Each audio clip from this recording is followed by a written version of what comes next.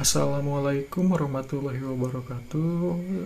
Halo teman-teman, perkenalkan nama saya Jidan Maulana dengan NIM 21119210030. Saya akan membahas tentang stomata. Pengertian stomata. Stomata merupakan celah seperti mulut atau mata yang bisa membuka dan menutup stomata. Stomata berfungsi sebagai tempat karbodioksida, uap air, dan oksigen. Stomata diapit oleh sel penjaga yang mirip dengan dua sosis yang melengkung. Dua sel juga penjaga tersebut terdiri dari beberapa bagian, yaitu dinding sel, vakuola, nukleus, dan kloroflas. Sel-sel penjaga inti berfungsi mempengaruhi stomata untuk membuka dan menutup.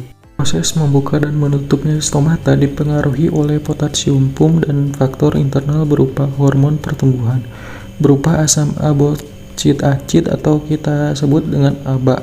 Adanya faktor cahaya dari lingkungan ini akan menyebabkan ion potasium bergerak menuju sel penjaga pada sekitar epidermis sel. Ion potasium akan masuk dengan cara aktif transport melalui jalur khusus pada permukaan sel penjaga. Proses aktif transport ini memerlukan energi atau ATP.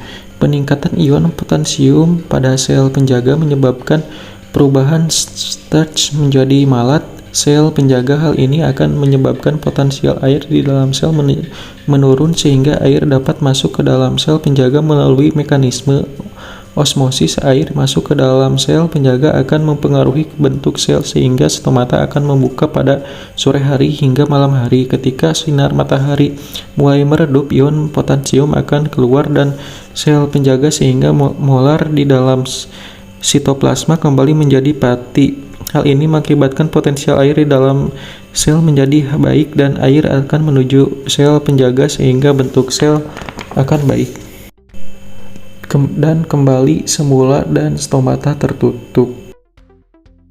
Cahaya atau nama ilmiahnya fotonasti. Dengan adanya cahaya yang banyak, fotosintesis yang akan berjalan sehingga CO2 dalam daun berkurang dan mengakibatkan stomata terbuka. Cahaya matahari memangsang sel penutup menyerap ion K+ dan air sehingga stomata membuka pada pagi hari. Sebaliknya, jika tidak ada cahaya matahari, stomata akan tertutup. Maka dari itu, cahaya matahari memegang peran penting dalam membentuk stomata pada tumbuhan. Air atau nama ilmiahnya hydronasti. Apabila tumbuhan mengalami kekurangan air, maka potensial air pada daun akan turun, termasuk sel penutupnya, sehingga stomata akan tertutup. Dan sebaliknya, jika tumbuhan memiliki kandungan air yang tinggi, maka dari itu stomata akan membuka. Bahan kimia atau nama ilmiahnya kemonasti. Pemberian kalium klorida pada daun tumbuhan mengakibatkan stomata membuka. Hal ini terjadi karena adanya akumulasi ion kalium atau K+ pada sel penjaga. Jika CO2 di dalam rongga stomata menurun, maka ion kalium akan masuk ke dalam sel penjaga dan stomata akan membuka.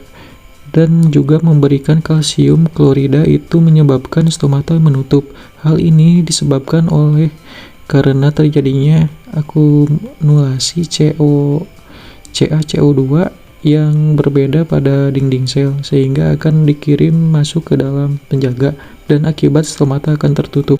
Cukup sekian dari saya. Mohon maaf bila ada kekurangan. Wassalamualaikum warahmatullahi wabarakatuh.